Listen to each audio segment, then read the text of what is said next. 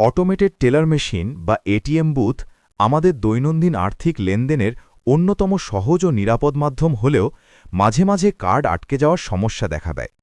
বিশেষ করে জরুরি সময়ে এই সমস্যা বড় ধরনের ভোগান্তি তৈরি করে। তাই কার্ড আটকে গেলে কি করতে হবে সে বিষয়ে জেনে নেওয়া জরুরি। এটিএম কার্ড কেন আটকে যায়? বারবার ভুল পিন দেওয়া, তাড়াহুড়ো বা ভুলক্রমে ৩বার পিন নম্বর ভুল দিলে সিস্টেম স্বয়ংক্রিয়ভাবে কার্ড আটকে দেয়।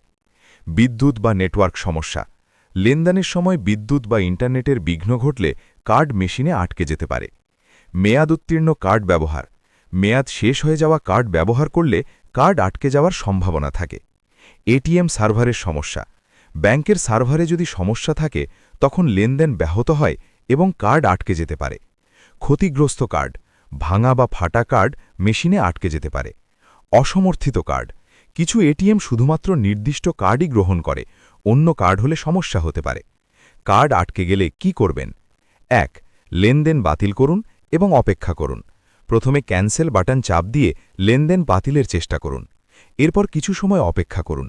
অনেক সময় সার্ভার দেরিতে কাজ করলে কার্ড বের হয়ে আসে। বুথের কর্মী বা নিরাপত্তা কর্মীকে জানান। বুথে দায়িত্বপ্রাপ্ত ব্যক্তিকে অবহিত করুন।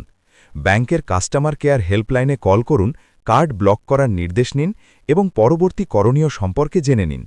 নিকটস্থ ব্যাংক শাখায় যোগাযোগ করুন। যদি কাস্টমার কেয়ার যোগাযোগ সম্ভব না হয় তাহলে নিকটবর্তী শাখায় গিয়ে সাহায্য নিন। ঘটনার বিস্তারিত নোট করে রাখুন। কার্ড নম্বর, ব্যাংকের নাম, সময় ও অন্যান্য তথ্য লিখে রাখুন। নতুন কার্ডের জন্য আবেদন করতে হবে, যা সাধারণত ৭ থেকে ১৫ দিন সময় নেয়। আবেদন করতে জাতীয় পরিচয়পত্র, ঠিকানার প্রমাণ ও পাসপোর্ট সাইজের ছবি প্রয়োজন হয়। সতর্কতা অবলম্বন করুন। কার্ড ব্যবহারের সময় সাবধান থাকুন। পিন নম্বর ভুল দেবেন না। কার্ড ক্ষতিগ্রস্ত হলে তা ব্যবহার করবেন না। মেয়াদ উত্তীর্ণ কার্ড নিয়মিত বদলাতে থাকুন। এটিএম কার্ড আটকে গেলে আতঙ্কিত হওয়ার দরকার নেই।